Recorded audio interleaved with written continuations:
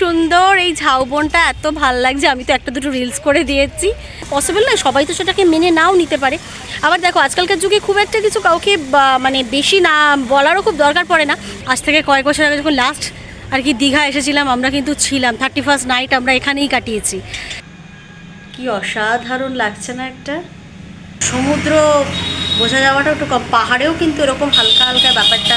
পাহাড় এত বছর পর এসে যে মানে ভালো লাগাটা, সেটা তো মানে আর বলা যাচ্ছে না।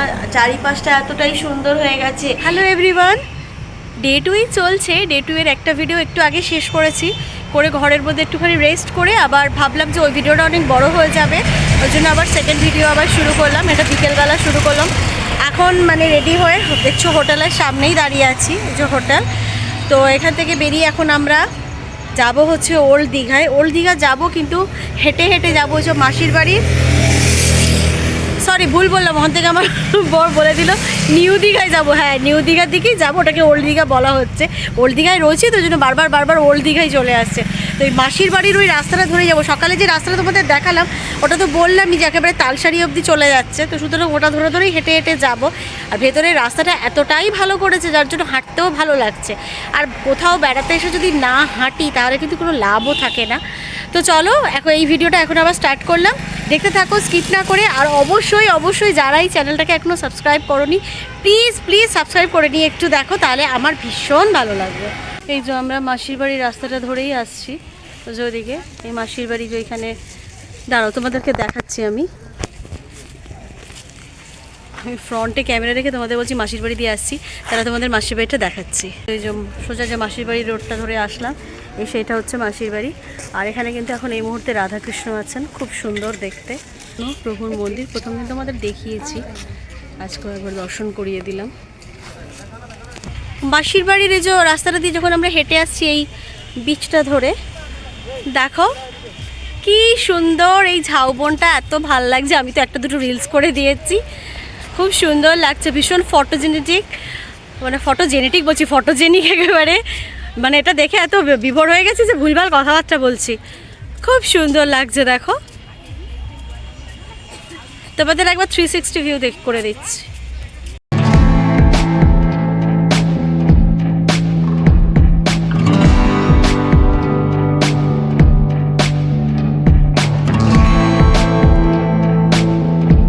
আচ্ছা, আমরা ওই হাঁটতে আস্তে নিউ দীঘায় অলরেডি ঢুকে গেছি।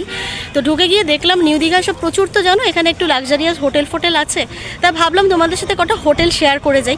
হোটেল শেয়ার বলতে ভেবো না ভেতরে শেয়ার করবো, কারণ আমরা তো সেখানে থাকছি না। এখন গিয়ে তাদেরকে বলবো দাদা একটা হোটেল, একটা রুম দেখান, একটু জানাই, সেটা তো পসিবল নয়, সবাই তো সেটাকে মেনে নাও নিতে পারে। আবার দেখো, আজকালকার যুগে খুব একটা কিছু কাউকে মানে বেশি না বলারও খুব দরকার পড়ে না। কিন্তু আবার কিছু মানুষ আছে যাদেরকে কিন্তু এগুলো বলার দরকার পড়ে। তাই ভাবলাম যেতে যেগুলো হোটেলগুলো আছে সেগুলোর নাম তোমাদের সাথে একটু শেয়ার করি। তোমরা তারপর নামগুলো দেখে তার ফোন নাম্বার দিয়ে কথা বলে, তোমাদের যদি ভালো মনে হয়, হোটেলগুলো যদি রিভিউ দেখে ভালো লাগে, তখন তোমরা সেগুলো নিতে পারো। আচ্ছা, এই যে প্রথম হোটেল দেখো, তোমাদের দেখাচ্ছি বিগ বস। এই হচ্ছে হোটেল, এই হচ্ছে বিগ বস হোটেল। আমি চেষ্টা করবো এদের ফোন নাম্বারগুলো দিয়ে দেওয়ার। যদি এই একটা হোটেল রাজ প্যালেস, এই হচ্ছে তার লুকস বাইরে থেকে। রুম তো তোমাদের সাথে আমি শেয়ার করতে পারবো না, এগুলো জাস্ট এইভাবে হালকা শেয়ার করে দিচ্ছি। Hotel Sagarpriya, new Sagarpriya. এদের কিন্তু সুইমিং পুল আছে। এই হোটেলটা কিন্তু অনেক পুরনো, বোধহয় রেনোভেশন করে বোধহয় ভালো করে আবার সব জায়গাটা দাঁড়িয়েছে। এই হলো হোটেলের লুকস।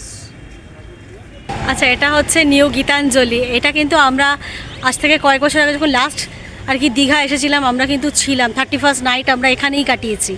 কিন্তু সেই সময় হোটেলে ছিল না। এখন কিন্তু এই হোটেলটা এখন স্টার ক্যাটাগরির হোটেলে পৌঁছে গেছে। আর এর এখন ভাড়াও মোটামুটি এই মানে সি ফেসিংগুলো প্রায় 6 ছাড়িয়ে যাচ্ছে। আর সাইড ফেসিং যেগুলো আছে সেগুলো বোধহয় 4-এর ওপর। এরকম মোটামুটি যারা একটু লাক্সারিয়াস থাকতে পছন্দ করো, ভালো লাগবে, তারা কিন্তু এই হোটেলটা একবার ট্রাই করতে পারো। দুর্দান্ত হয়ে গেছে। আমরা খালি চোখে এখান থেকে দাঁড়িয়ে মোটামুটি যা দেখছি, ক্যামেরায় তোমরা অতটা বুঝতে পারবে না, একবার শুধু দেখে নিও।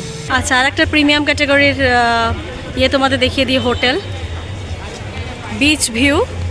এই হচ্ছে তার আর কি লুকস, দেখতে দারুণই লাগছে। নিচে বার কাম রেস্টুরেন্টও আছে, খুবই সুন্দর। এটাতেও তোমরা দেখতে পারো। আচ্ছা, আমরা হাঁটতে হাঁটতে তোমাদেরকে হোটেল দেখাতে দেখাতে দেখো কোথায় চলে এসেছি। এটা দীঘার জাহাজ বাড়ির, যে দীঘা শঙ্করপুর উন্নয়ন কর্তৃপক্ষ। সে দেখো একটু বারান্দায় আমি দাঁড়িয়ে আছি ব্যালকনিতে, রাতের ভিউটা কি সুন্দর লাগছে দেখো আমাদের ব্যালকনি থেকে হোটেলের। আর ভাবলাম তোমাদের সাথে একটু শেয়ার করি, কি অসাধারণ লাগছে না একটা। এটা দেখে কিন্তু ঝট করে মানে সমুদ্র বোঝা যাওয়াটা একটু কম, পাহাড়েও কিন্তু এরকম হালকা হালকা ব্যাপারটা, পাহাড়ে এর চেয়ে বেশি হয়, কিন্তু এটা দেখে সমুদ্র সামনে আছে বলে মনে হচ্ছে না, গাছ টাছগুলোর জন্য একটা পাহাড় পাহাড় ফিলটাও চলে আসছে, খুব ভালো লাগছে দেখতে। ভাবলাম তোমাদের সাথে একটু শেয়ার করে নিই। বিচ থেকে ফিরে মানে বিশ্ব বাংলা থেকে হেঁটে হেঁটে ফিরে এসে ঘরে আমার গপুকে জগন্নাথ দেবকে ভোগ লাগিয়ে তাদের শয়ন দিয়ে চা কফি খেয়ে মুড়িশুড়ি দিয়ে বসে পড়েছি। আজকে আবার দেখছি এখন একটুখানি ঠান্ডা ঠান্ডা লাগছে।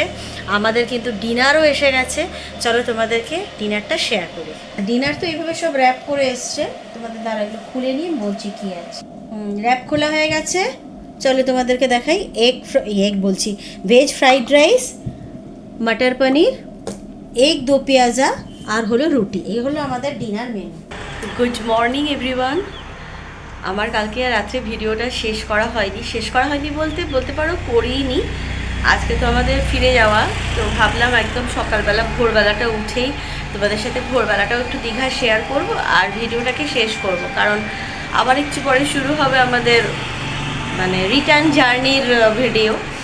তো যাই হোক, মানে মনটা তো এবারে অবশ্যই একটা খারাপের ব্যাপার। দীর্ঘ 6 বছর পর আসার পর দীঘাতে সত্যি খুব ভালো লাগলো, ভীষণ ভালো লাগলো। এত বছর পর এসে যে মানে ভালো লাগাটা, সেটা তো মানে আর বলা যাচ্ছে না। চারিপাশটা এতটাই সুন্দর হয়ে গেছে।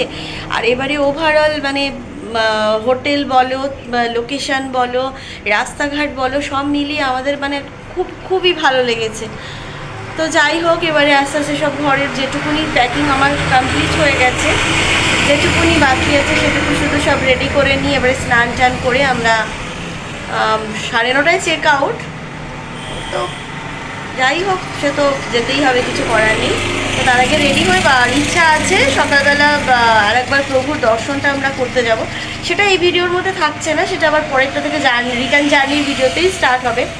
তো চলো, আমার ডে 2 এর সেকেন্ড পার্ট তোমাদের যদি ভালো লেগে থাকে অবশ্যই লাইক করো, কমেন্ট করো, শেয়ারও করো যদি ভালো লাগে। আর সাথে তো বললামই, যারা সাবস্ক্রাইব করোনি প্লিজ একটু সাবস্ক্রাইব করে নিও। তো চলো টাটা, এখন আবার পরের ভিডিও খুব তাড়াতাড়ি চলে আসবে।